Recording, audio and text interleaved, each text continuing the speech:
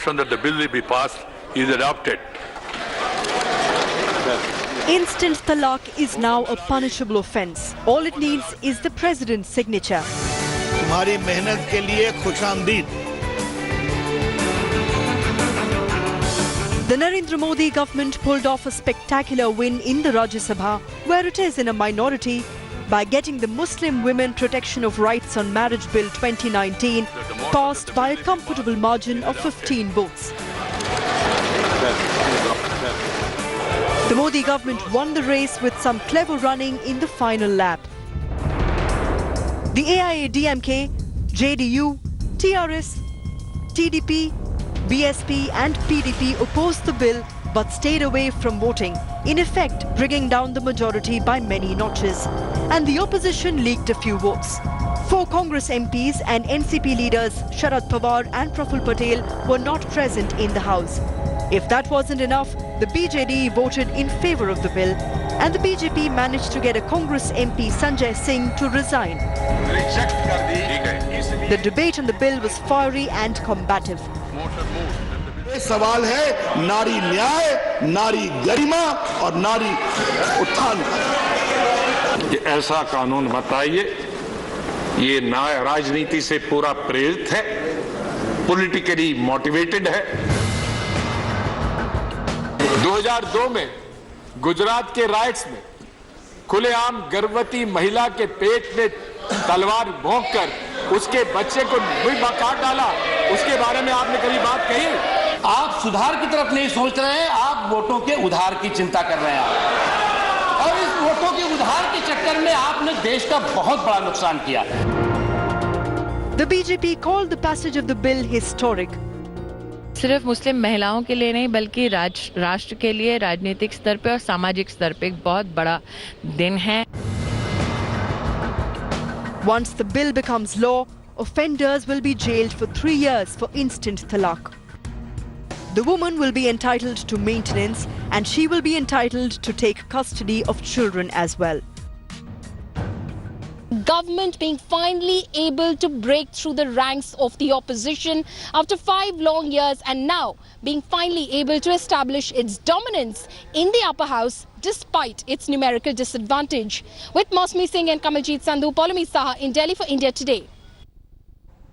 Okay, and as I said, there were predictably reactions coming in from all over, Law Minister and others saying this was a big day for Muslim women. Listen in. आज का दिन बहुत ऐतिहासिक है. आज का दिन इस हमारे मुस्लिम समाज की जो बेटियां हैं, जो बहनों हैं, उनके साथ जो नाइंसाफी चल रही थी, आज दोनों हाउस ने उनके साथ न्याय किया है. मुझे इस बात का बहुत संतोष है.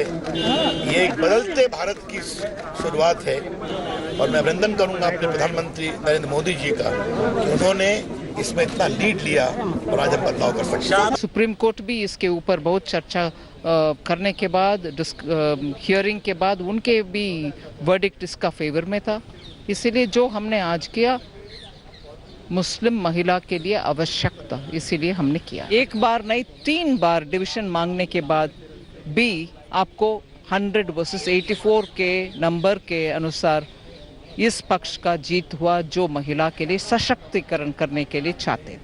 महिला सशक्तिकरण की दृष्टि से, नारी गरिमा और सम्मान की दृष्टि से 3 तलाक विधेयक का संसद में पारित होना भारत की संसदीय इतिहास का एक गौरवशाली दिन है.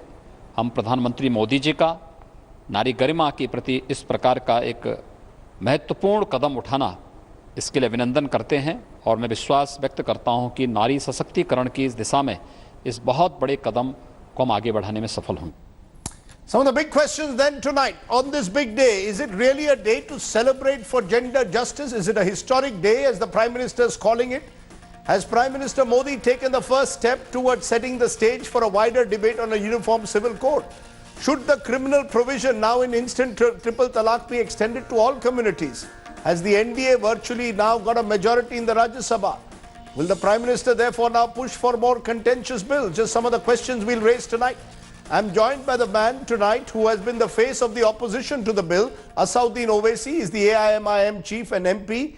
Zakia Soman was the original petitioner in the case. Amit Malviya is the spokesperson of the BJP. Malvika Rajkotia is one of the leading advocates on women's rights. But I want to come to you, Asad Owaisi, first. Owaisi साहब, इस समय अब आप आज तक और India today दोनों पर हैं। ओवैसी जी, मैं आपसे यह पूछना चाहता हूं, आप मुझे बताइए, क्या वाकई आप ओवैसी जी आप समझते ये ऐतिहासिक है? क्या वाकई आज हिस्ट्री बनाई गई है, या आप समझते अभी भी आप देखते हैं इसको कि कहीं ना कहीं ये एंटी इस्लाम है? प्रधानमंत्री कहते हैं कि मीडिएवल प्रैक्टिस, पुरानी एक प्रैक्टिस थी जो महिलाओं के विरोध थी, आज वो खत्म हुई है।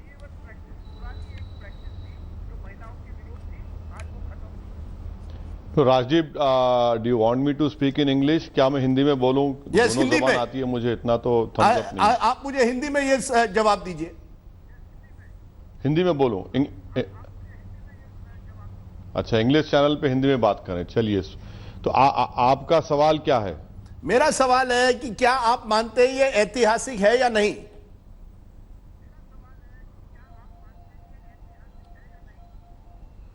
सबसे पहली बात तो यह है कि ये ऐतिहासिक नहीं है, ये मुस्लिम महिलाओं के खिलाफ है, ये मुस्लिम महिलाओं से नाइंसाफ़ी का बहुत बड़ा बाइस बनने वाला है। और इससे याद रखिए, ट्रिपल तलाक यकीनन एक गुनाह है, ट्रिपल तलाक एक सोशल ईवल है, मगर आज जो कानून बिल जो पास किया गया, इससे मुस्लिम महिलाओं का अबैंडनमेंट होगा, मुस्लिम महिलाओं को इंसाफ नहीं नाइंसाफ़ी होगा।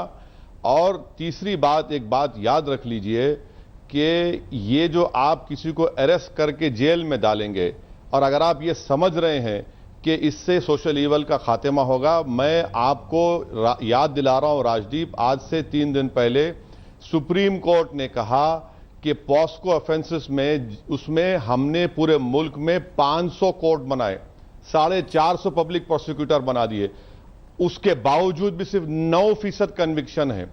तो ये कानून का इस्तेसाल होगा, ये कानून का एक्सप्लॉयटेशन होगा, ये कोई ऐतिहासिक तारीखी दिन नहीं है। बीजेपी मगरमच्छ के आंसू बहा रही है मुस्लिम महिलाओं के लिए, और अगर इतनी मोहब्बत मुस्लिम महिलाओं के लिए, तो हिंदू महिला जिसका रेप हुआ उन्नाव में, उसके बारे में कोई फिक्र नहीं है, बल्कि ये इनका एजेंडा सामने आ रहा है। मॉब लिंचिंग के नाम पर, कभी गाय के नाम पर, और मुजफ्फरनगर में हर मुस्लिम महिला का 100 से ज्यादा मुस्लिम महिलाओं का रेप हुआ और एक का कन्विक्शन नहीं होता। और राजदीप, मैं अपनी बात को खत्म करने से पहले आपको याद दिलाना चाह रहा हूं कि ये जो मोहतरमा आपके चैनल पर बैठी हुई हैं, ये ओरिजिनल पिटिशनर नहीं है, ये एक केस सुप्रीम कोर्ट में था जस्टिस डावे और दूसरे जज के सामने, जो एक हिंदू महिला कर्नाटका से गई थी अपने बाप की जायदाद में शेयर के लिए, तो उस 2 जजेस, ऑनरेबल जजेस ने उसका शेयर डिनाई किया और कहा कि इसको सो मोटो PIL में उसको कन्वर्ट करते हैं। ओवैसी जी, ये तमाम लोग गए। ओवैसी जी, हर कानून को मिसयूज किया जा सकता है। सुनिए, मैं एक मुस्लिम, हर कानून को मिसयूज करा जा सकता है, लेकिन क्या आप मानते हैं कि कहीं ना कहीं महिलाओं को आज थोड़ी तो ताकत तो मिली है?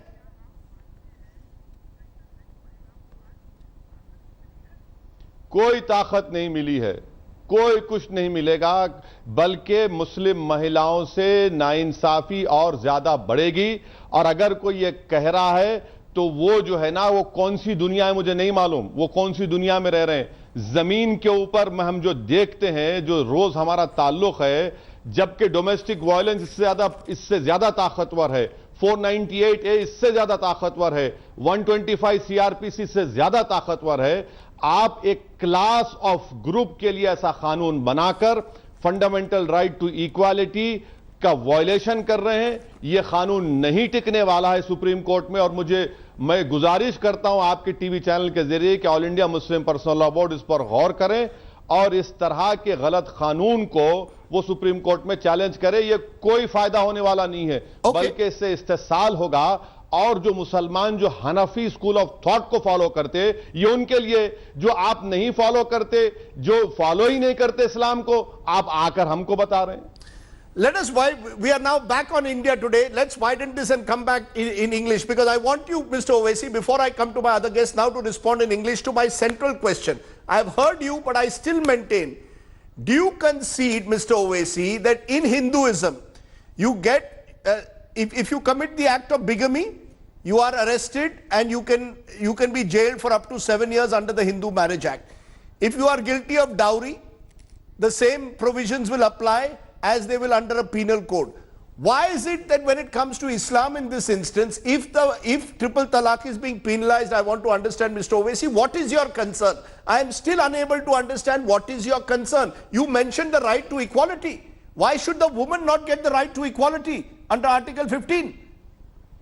I want to understand. How is it now that you are saying it is against the right to equality?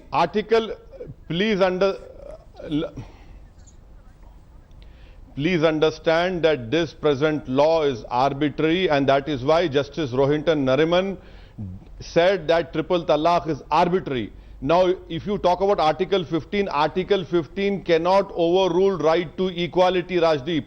498A applies to all Indians irrespective of religion or caste. Yes. Domestic violence applies to everyone. Now you talk about 3-year sentence. Please tell me that can a non-Muslim be sentenced for 3 years? Where? In which act? Please tell me. Bigamy, in dowry. Which act? Bigamy and Dowry dowry. Act, it applies to everyone.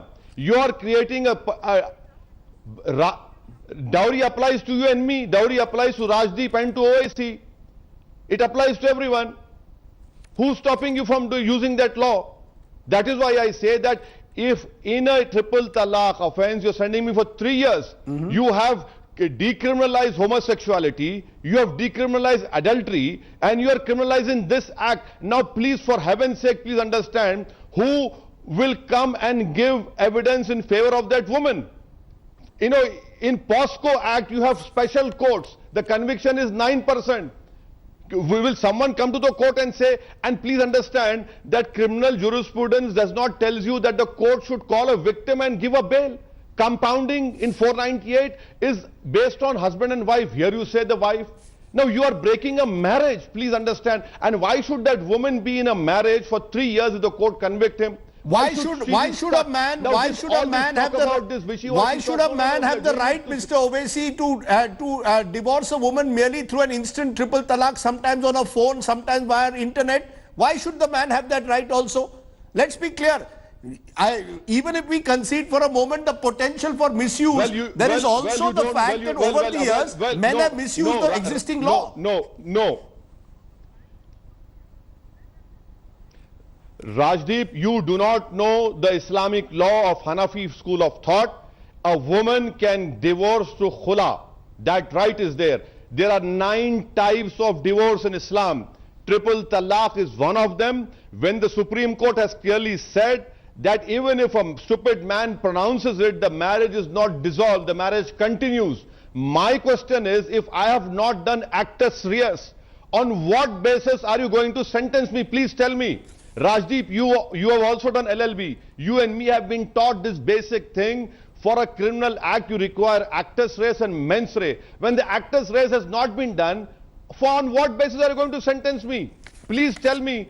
I mean, in a terrorist case, in a murder case, in an attempt to murder case, victim is not listened.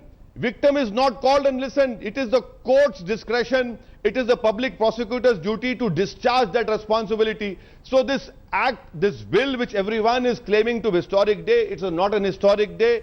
It will be used for bad purposes. It will be used to further suppress the Muslim community. And the most important point, please remember, come tomorrow when this will be notified by the President, this evil will not go. Unfortunately, it will be the Muslim woman who will be paying the price. What about the 23 lakh Hindu women who are abandoned? What about for them? There is no thinking about them. Okay, you've given your case. Let me get reactions to it, because you've made several important points that deserve to be looked at. Amit Malviya, respond to that. That today, under the Dowry Act, whether you're a Hindu or a Muslim, if you take dowry, it is criminalized and you can be punished. But under the instant triple talaq, it is being seen as religion specific. How do you respond to that? Okay. Rajdeep, I think today is a historic day, and when the history of women-centric movements in this country will be written, Prime Minister Narendra Modi and his government's name will figure right at the top. We committed a historic blunder in 1986 when Rajiv Gandhi was the Prime Minister, and I think today we've undone that. So the journey from Shah Bano to Saira Bano has been a long one, yet it's a giant leap for the women and particularly the Muslim women. Now, let me just come to why we must get rid of this regressive practice. You know, from very young age, Muslim girls are told that you must learn to behave yourself, do things right, because your husband has this right to disown you by merely uttering the 3 words, talaq, talaq, talaq, and the girl continues to live under that fear. She grows into a woman, but she is damaged by that time. And of course, what follows is something that we all have been talking about for all these years. Now, let me talk about it in the context of Islam, because I heard the gentleman who spoke before me repeatedly try and tell you that you don't understand Islam. From what I know, that Hazrat Umar, about 1400 years ago, when he opined on triple talaq, he said that it was illegal and it was bad in religion. He criminalized it then because the individual in that case was whipped for 40 times and then he was let go. Now, if it is bad in religion, what they call as haram, then there has to be punishment for it. I completely disagree with this argument that this is Muslim victimization and that Hindu men, when they give divorce, they get away, while Muslim men will get 3-year imprisonment. That's not true. Whether you are a Hindu or a Muslim, you have the right to divorce. What you don't have the right to do, though, is give triple talaq, which means leave the woman out in the street in the middle of the night because you don't like the way she made tea, you don't like your overtures, the ones that she rejects, or you simply just had enough of her and you just leave her to pander. The other point about maintenance, Muslim Personal Law Board in 1986 ran this vicious campaign saying that a Muslim man is not responsible for the maintenance of a woman beyond 3 months, a period that is called iddat. Now, when that is the case and that is the Islamic position, then how is it the argument further that what will happen if the man gives triple talaq to the woman? Because anyway, he has disowned her. So these are flimsy arguments. They are meant to pander to the hardliner in the Muslim community, and that is exactly what's been happening for the last 35 years since the Shah Bano episode happened. Okay, let's go around and get everyone's viewpoint on that. Zakia Soman, you are one of the driving forces of this. Do you see this as a historic day, or do you believe, as Mr. Owaisi is saying, that there is the real possibility of more Muslim women being abandoned, of the possibility of this law being misused? It is truly a historic day, and please, it is about the Muslim women and justice for Muslim women. Let's not make this about the BJP. After all, there is the BJP government only for the last 5 years. So who was stalling reform in Muslim personal law before that is the direct question I would like to ask the Member of Parliament sitting in this panel. So let's not make it about the BJP. The Indian women, Muslim women have been denied legal justice. It is one of the blots on our democracy. And for the last 12 to 15 years, Muslim women have started coming out openly and demanding justice against this practice of triple talaq. That is how we ended up going to the Supreme Court. That's how we ended up approaching parliamentarians, the opposition leaders, the government, the Prime Minister, the Law Minister, everybody. And today, the law has come for us. It has come 70 years too late. You don't see it being misused? You don't fear the misuse? Rajdeep, they are demonizing the Muslim women when they say it is going to be misused, because the right to register the FIR is only with the woman or the family members. They are demonizing fellow Muslims by saying this, rather than the counseling the men, the erring men, not to indulge in these kind of inhuman and now criminal practices. They are demonizing fellow Muslims rather than conceding to the Muslim women what has been granted to her by Allah and by the Quran. Okay, let me come to you, Malvika Rajkotia, as a lawyer who works in the field. How do you see it? Do you believe that this truly empowers the woman? The Muslim woman today should feel truly empowered, and in that sense, the right to equality, which Mr. Owaisi speaks about, has to be balanced against the right of the woman to get the same rights in a way, in a way of gender justice.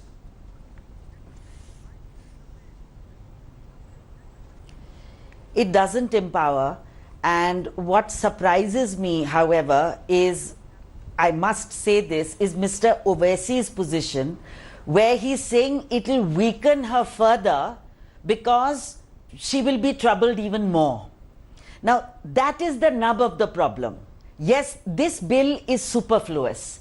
The Talaq-e-Biddat had already been declared as illegal by the Supreme Court.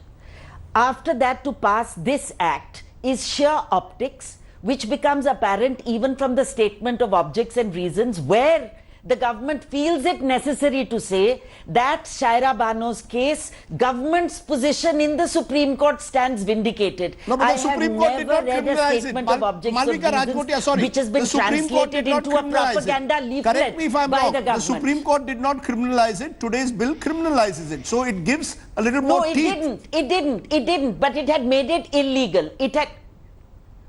No, please. It had made it illegal. That is adequate. However, in the statement of objects of reasons, for the government to then say government's position stands vindicated reduces this to a propaganda leaflet, number one.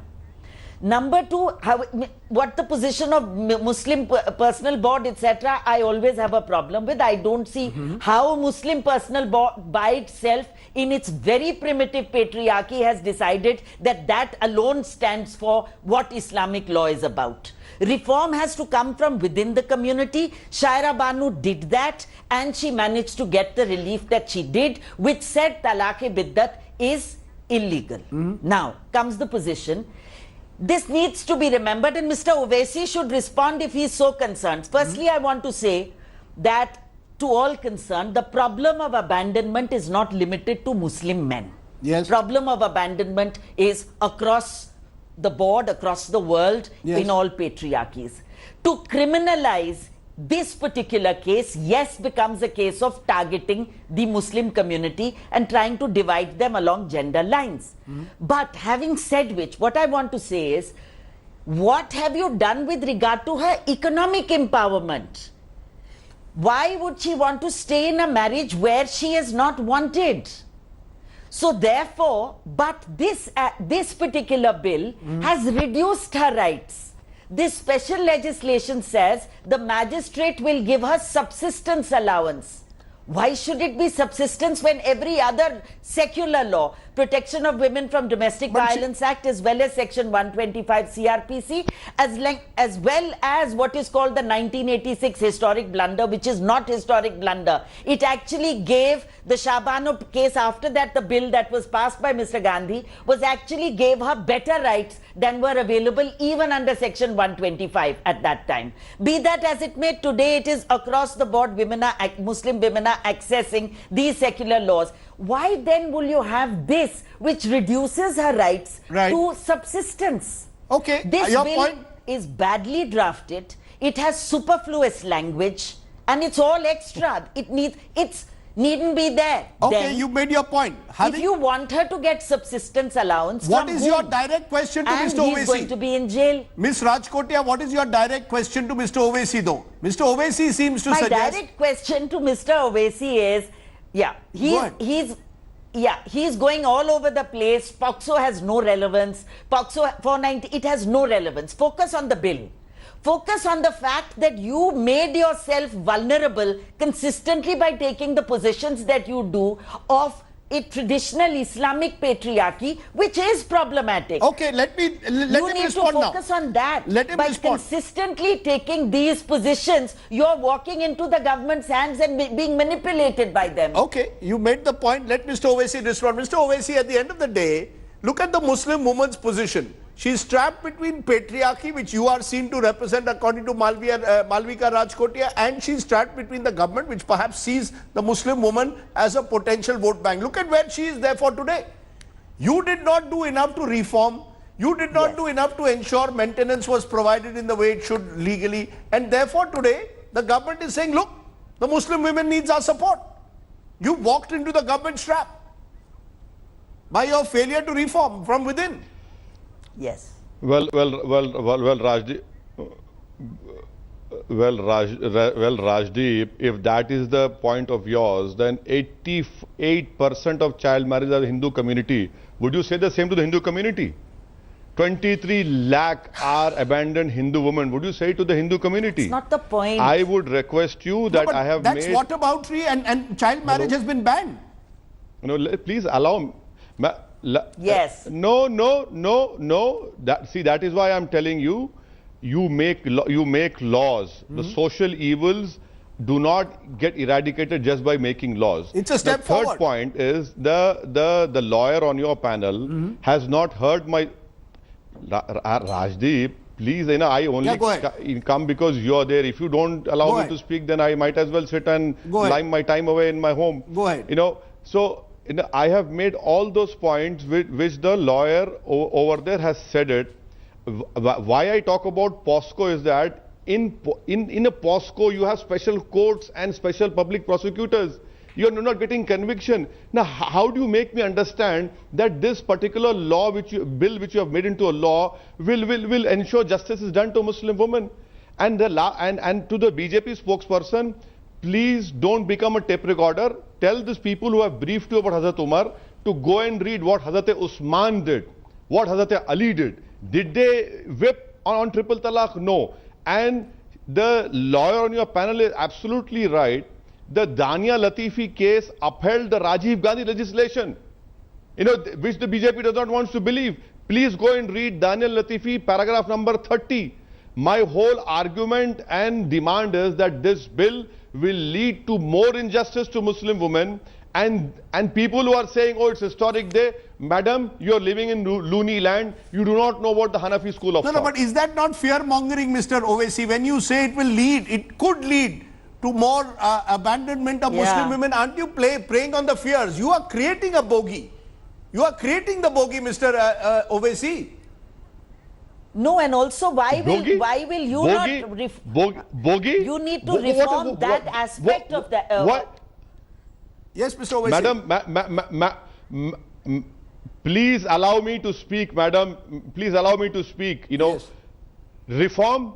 I have addressed in last 5 years more than 250 public meetings, and we talked about it. The Muslim Personal Law Board gave an affidavit to Supreme Court that we will call for a social boycott of any Muslim man indulging in triple talaq. And Muslim Personal Law Board, you might say patriarchy, misogyny, whatever you want, because you don't know anything about Muslim Personal Law Board. I would request the lawyer to please accompany us and see the work which you are doing.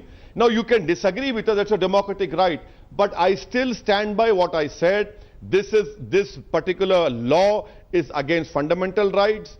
We do not require such law when you have domestic violence, when you have 498, when you have 125 CRPC, 86 legislation. You are only creating this for eyewash. You are not at all concerned about Muslims. Okay, if that was the case, sir, you don't even have a Muslim MP elected from Lok Sabha. Can I, just a minute, can I for a moment get a quick answer from you, Amit Malviya, to a central question? This zeal to reform Islamic law, is it matched by a zeal to reach out to the Muslim? Is there a genuine desire? You don't give, as Mr. Owaisi says, any tickets to Muslims. You give tickets instead to a Sadhvi Pragya, who hardly represents the empowerment of Hindu women. So is this about simply sending out a message, or is this about a genuine reach out to all Muslims? A quick answer. Well, Rajdeep, I'll come to your pet question after I've just made 2 quick points.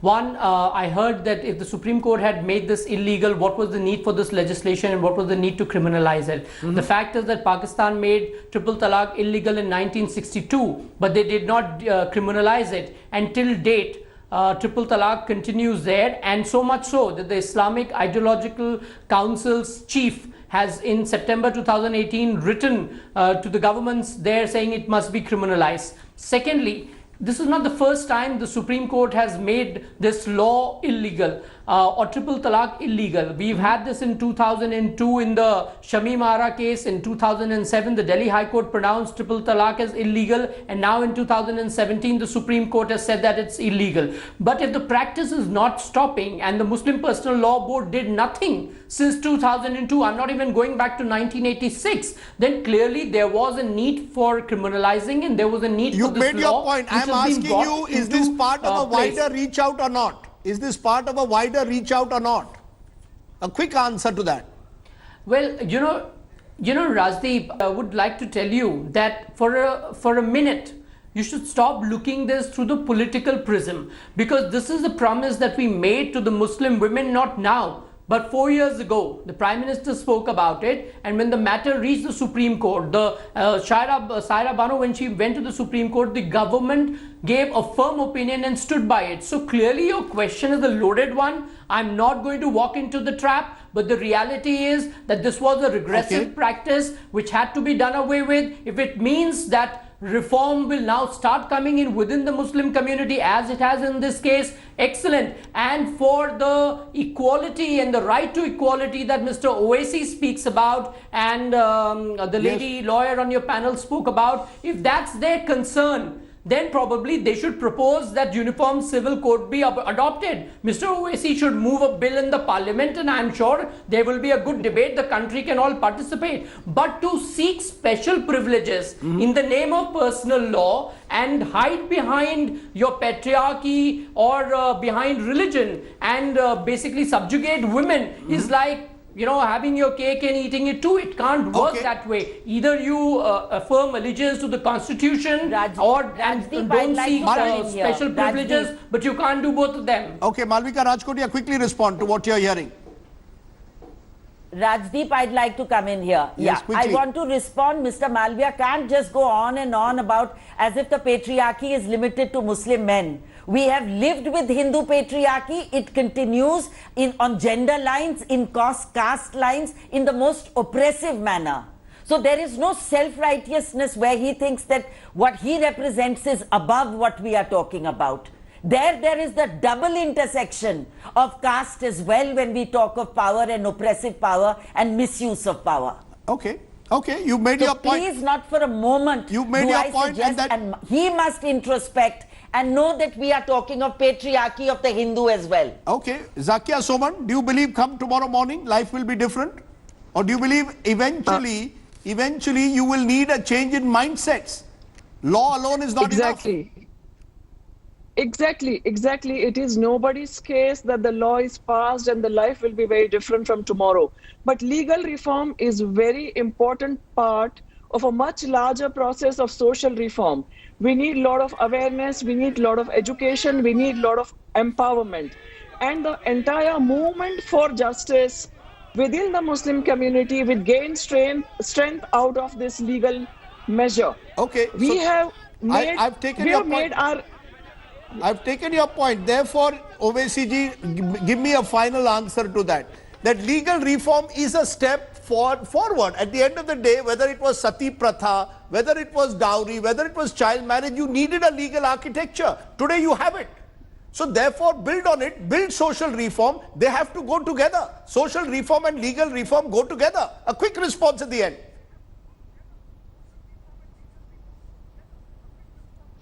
The quick response is you cannot violate fundamental rights of the Constitution in the name of social reform. For me, Constitution is important. This law violates fundamental rights. How? This will, this is the black day as far as Constitution is concerned. Rajdeep, if tomorrow, a Hindu divorces, where is the 3-year provision? Please tell me. Where is the subsistence allowance? Maintenance allowance is there. No, you have to satisfy the test of reasonableness as far as Article 14 and 15 is concerned. If a Muslim man now, divorces without, same way, I can turn it round and say if a Muslim man now divorces without going through the triple talaq route, but instead divorces the woman through normal civil courts, there is no problem.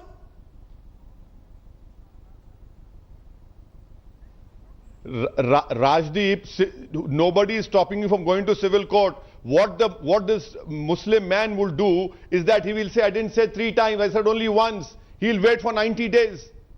Why you are creating this law to exploit a woman?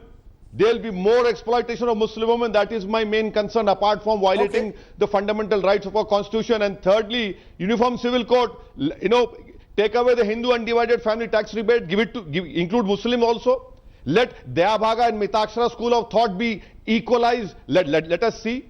Okay. Come on, what is this? Okay. India celebrates diversity. You talk about Muslim empower. I know, Rajdeep, last point. Muslim empowerment include a condition in the Nikah-nama that if a Muslim man divorces his wife triple talaq, the meher amount would be more than 1000%, and violation of a condition in a contract will lead to imprisonment. That would have been a right law. No. You are not even saying that I am divorcing my wife. No. This is all patriarchal. These are patriarchal, typical patriarchal stonewalling of preventing any rights for being considered to the women. This is the mindset which has led to this situation. Zakia Soman, you don't know anything about Hanafi fiqh.